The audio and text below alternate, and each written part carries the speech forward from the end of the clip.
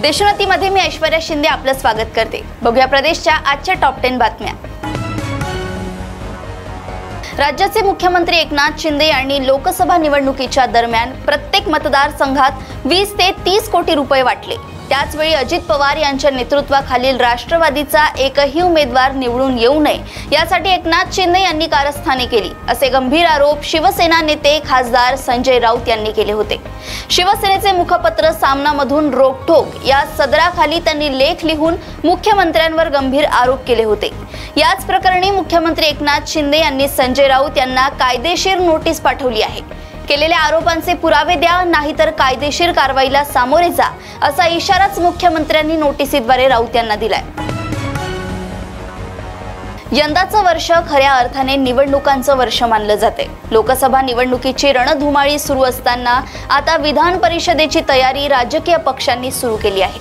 शिक्षक आणि पदवीधर मतदारसंघाच्या 4 जागा रिक्त होत आहेत। स्थानिक स्वराज्य संस्थांच्या 9 जागा आणि राज्यपाल नियुक्त 12 जागा रिक्त आहेत। त्यामुळे एकूण 78 जागांचं संख्याबळ 51 वरती येणार आहे। त्यामुळे विधान परिषदेतील अनेक गणितं बदलण्याची शक्यता आहे। शिक्षक आणि पदवीधर मतदारसंघातून ठाकरे गटाचे विलास पोतनीस, लोक भारतीचे कपिल पाटील, भाजपचे निरंजन डावखरे आणि अपक्ष किशोर दराडे हे निवृत्त होणार आहेत। जुलैमध्येही अनेक आमदार निवृत्त होणार आहेत। त्यामुळेच सर्व पक्षांमध्ये मोठी रस्सीखेच सुरू झाली आहे। पुण्यातील कल्याणी नगर येथे झालेल्या अपघात प्रकरणावरून महाविकास आघाडीच्या नेत्यांना सरकार विरोधात आक्रमक भूमिका घेतली आहे। या घटनेवरून गृह मंत्रालयाच्या कारभाराचे वाभाडे काढत असलेल्या शिवसेना ठाकरे गटाच्या नेत्या सुषमा अंधारे यांनी उपमुख्यमंत्री आणि राज्याचे गृहमंत्री देवेंद्र फडणवीस यांना पुन्हा एकदा टोला लगावलाय। सगळं जर मी करायचं असेल तर मी पुन्हा म्हणेन की गृह खातं माझ्याकडे द्या, मी चालवून दाखवते, असं विधान सुषमा अंधारे यांनी केलंय। पुणे अपघात ज्यावेळी घडला त्यावेळी पबमधून 2 गाड्या निघाल्या, त्यांच्यात रेस लागली। त्यातली एक गाडी पुढे गेली आणि जी गाडी मागे राहिली त्या गाडीनं दोघांना चिरडलं, असा दावा काँग्रेस प्रदेशाध्यक्ष नाना पटोले यांनी केलाय।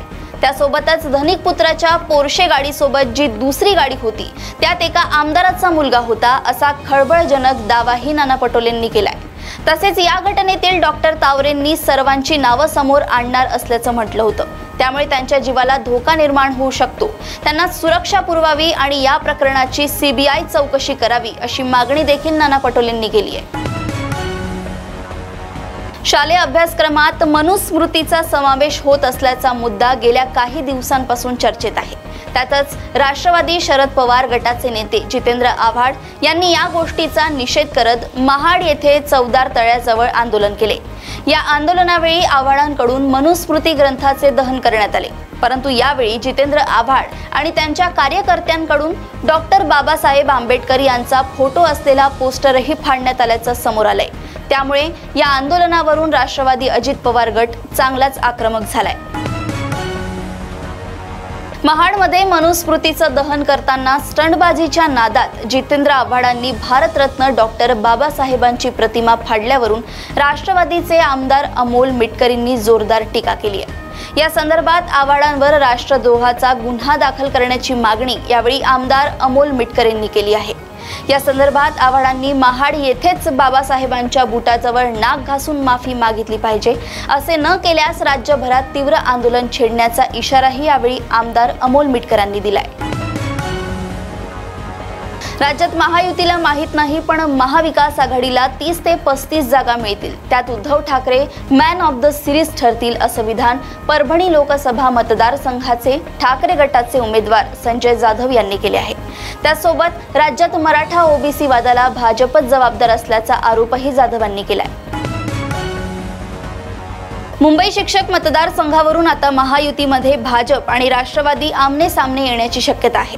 मुंबई शिक्षक मतदारसंघामध्ये राष्ट्रवादीने शिवाजीराव नलावडे यांना उमेदवारी घोषित केली आहे, तर भाजपकडून प्रदेश कार्यकारिणीचे निमंत्रित सदस्य व शिक्षक नेते अनिल बोरनारे यांनी मुंबई शिक्षक मतदारसंघातून निवडणूक लढवण्याचे ठरवले असून भाजपाकडून उमेदवारी मागितली आहे। यामुळे लोकसभा निवडणुकीनंतर आता भाजप व राष्ट्रवादीमध्ये शिक्षक मतदारसंघाच्या उमेदवारीवरून खडाजंगी होऊ शकते। लोकसभा निवडणुकीच्या शेवटच्या टप्प्यातील मतदान संपून आता निकालासाठी काही दिवस शिल्लक राहिले आहेत। यंदाची लोकसभा निवडणूक चुरशीची झाल्यामुळे निकाल काय लागणार याबाबत सध्या सत्ताधारी आणि विरोधक दोघांच्याही मनात धाकधूक आहे। लोकसभा निवडणुकीनंतर राज्यात अवघ्या 4-5 महिन्यांमध्ये विधानसभेची निवडणूक होत आहे। मात्र या निवडणुकीपूर्वी भाजपला मोठा धक्का बसण्याची शक्यता आहे। लोकसभा निवडणुकीत पंतप्रधान मोदी आणि महायुतीला बिनशर्त पाठिंबा देणारे राज ठाकरे आता भाजपाच्या विरोधात जाण्याची शक्यता आहे। गेल्या काही दिवसांपासून राज्यात तापमान वाढले आहे। काही ठिकाणी अवकाळी पाऊस पडलाय। दरम्यान आता शेतकरी मान्सूनची वाट पाहतोय। गेल्या वर्षी पाऊस कमी प्रमाणात झाल्यामुळे शेतकऱ्यांचे नुकसान झाले होते। त्यामुळे आता या वर्षी तरी मान्सून वेळेवर सुरू होईल का याकडे सगळ्यांचेच लक्ष लागले आहे। हवामान विभागाने मान्सून बाबत मोठी अपडेट दिली आहे। नैऋत्य मान्सून 31 मे रोजी केरळमध्ये पोहोचण्याची शक्यता असल्याची माहिती हवामान विभागाने दिली आहे। महाराष्ट्रात मान्सून 10 जून पर्यंत पोहोचू शकतो असं हवामान विभागाने सांगितलंय। मान्सून अंदमानमध्ये दाखल झाला असून तो 10 ते 11 जून रोजी मुंबईत पोहोचण्याची शक्यता असल्याचा दावा करण्यात आला आहे। प्रदेशातील अशाच टॉप 10 बातम्या जाणून घेण्यासाठी बघत रहा देशोन्नती। आणि अजूनही तुम्ही आमच्या चॅनलला लाईक आणि सबस्क्राईब केले नसेल तर लगेच लाईक आणि सबस्क्राईब करा आणि बघत रहा देशोन्नती। नमस्कार। ठळक घडामोडींसाठी देशोन्नती न्यूज चॅनलला सबस्क्राईब करा आणि बेल आयकॉन प्रेस करा।